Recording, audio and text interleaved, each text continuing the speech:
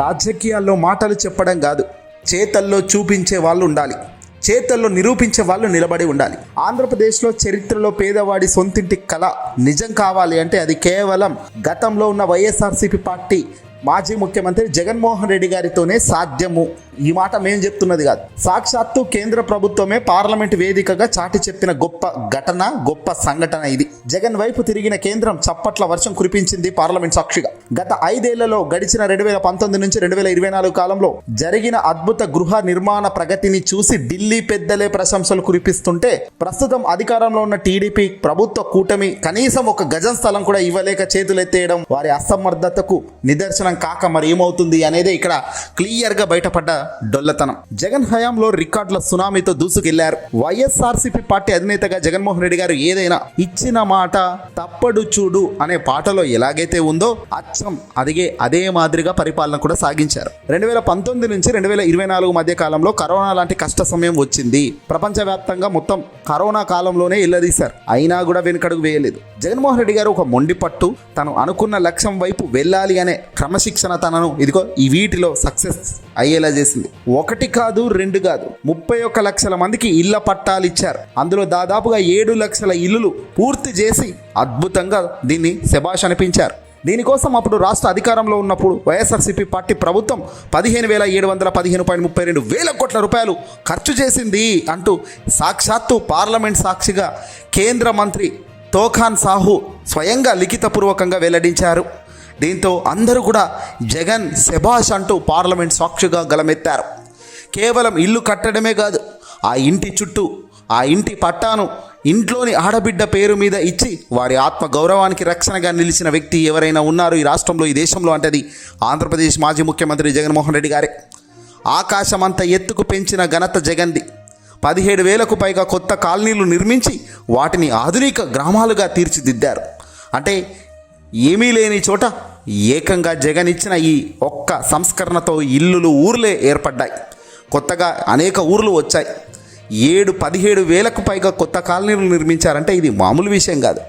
ఎంతో సమర్థత, ఎంతో క్రమశిక్షణ, సమయానికి డబ్బులను పంచడం అంటే డబ్బులు రిలీజ్ కావడం లాంటివి ఎన్నో సీరియస్గా తీసుకొని ఉన్నారు కాబట్టి ఈ విజయం వచ్చింది. ఇప్పుడు దీన్ని కూటమి వాళ్ళు ఒప్పుకుంటారా? చంద్రబాబు నాయుడు గారు ఒకసారి తిరిగి కేంద్రం ఏమి చెబుతుందో చూడండి అయ్యా అంటున్నారు వైసీపీ వాళ్ళు. ఇక డిప్యూటీ సీఎంగా ఉండి పదే హడావిడి చేయడం కాదయ్యా. 5 ఏళ్లలో 2 సంవత్సరాలు కరోనా కష్టకాలంలో పోయినప్పటికీ, అధికారంలో 3 సంవత్సరాలే ఉన్నప్పటికీ, అనేక లోటుపాట్లు ఉన్నప్పటికీ, అనేక ఇబ్బందులు ఉన్నప్పటికీ, అనేక అప్పులు ఉన్నప్పటికీ వేటికి భయపడలేదు. వేటికి జగన్మోహన్ రెడ్డి గారు అసహనం చెందలేదు. ప్రజల ముందు చిరునవ్వు కురిపిస్తూనే ప్రజల వెనకాల ప్రజలకు కావాల్సిన ప్రతి దానిపైన కసరత్తు చేయడమే తన లక్ష్యంగా పెట్టుకుని అడుగులు వేశారు.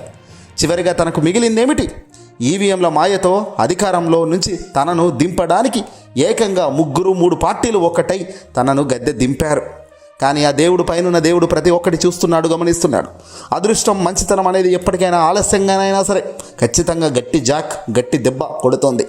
జగన్మోహన్ రెడ్డి గారు చేసిన ఈ మంచి అటు తిరిగి ఇటు తిరిగి మళ్ళీ వెలుగులోకి వస్తూనే ఉంది. అది ఏదో ఒక రూపంలో. తాజాగా పార్లమెంట్ సాక్షిగా సాక్షాత్తు కేంద్ర ప్రభుత్వమే ఈ మాదిరిగా చెప్తున్న లెక్కలు చూస్తుంటే అందరూ కూడా చప్పట్లు కొట్టడం సంతోషాన్ని ఇచ్చింది. చంద్రబాబు అసమర్థత, గజం స్థలం కూడా తాజాగా ఇవ్వలేని పరిస్థితి ఆయన చూస్తుంటే నిజంగా బాధ కలుగుతుంది. ఒక వ్యక్తి ముఖ్యమంత్రి స్థానంలో నుంచి పక్కకు వైదొలిగితే, ఒక ముఖ్యమంత్రి స్థానం నుంచి దిగిపోతే నిజంగా ఇంత లూప్ హోల్స్ ఉంటాయా? ముఖ్యమంత్రి అన్నవాడు సరైన వాడు ఉంటే, ముఖ్యమంత్రి అన్నవాడు చేయించాలన్న ఆలోచన కలిగిన ఈ 2 ఆలోచనలు గట్టిగా ఉంటే ఎన్నో సంస్కరణలు వస్తాయి రాష్ట్రంలో. కానీ ఈరోజు చంద్రబాబు నాయుడు గారు కానీ, డిప్యూటీ సీఎంగా ఉన్న పవన్ కళ్యాణ్ గారు అధికారంలోకి వచ్చి 2 ఏళ్ళు కావస్తున్నా పేదలకు 1 సెంటు స్థలం కూడా ఇచ్చిన దాఖలాలు లేవు. జగన్ హయాంలో మొదలై 90% పూర్తయిన ఇళ్లను కూడా జగన్ ఎక్కడ పేరు వస్తుందో అన్న రాజకీయ కక్షతో టీడీపీ ప్రభుత్వం దాన్ని పూర్తిగా నిలిపేయడం పేదల పట్ల వారికి ఉన్న విపక్షను చూపుతోంది. చాలా వరకు ఇల్లులు ఇప్పటికే పూర్తయినాయి. కొద్దిగా చిన్న పనులు ఉంటే ఆ పనులను మాత్రం కూటమి ముందుకు తీసుకుపోవడం లేదు. ఎందుకంటే అది జగన్కు క్రెడిట్ అని. ఇంత దారుణంగా ఉంది. ఉగాది నాటికి 3 లక్షల ఇల్లులు ఇస్తామని ప్రలోభాలు పలికిన చంద్రబాబు, పవన్ కళ్యాణ్ ఆ పండుగ వెళ్ళిపోయినప్పటికీ కూడా 1 అడుగు కూడా ముందుకు వేయలేదు. కేవలం మాటల ప్రభుత్వమే తప్ప చేతల ప్రభుత్వం కాదనేది అడుగడుగున నిరూపితం అవుతూనే ఉంది. జగన్మోహన్ రెడ్డి గారు వైఎస్ఆర్సీపీ పార్టీకి సంబంధించిన అధినేత జగన్ ఏదైనా చెప్పలేని పనులు కూడా అనేకం చేశారు.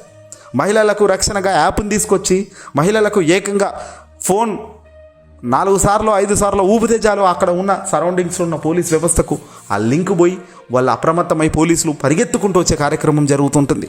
ఇవన్నీ కూడా సంస్కరణలు జగన్ చెప్పినవి చెప్పలేనివి అనేకం చేసినప్పటికీ కూడా అల్టిమేట్గా గ్లోబల్ ప్రచారం ఫాల్స్ అజెండాతో తనను గద్దె దించారు, గద్దెనెక్కారు.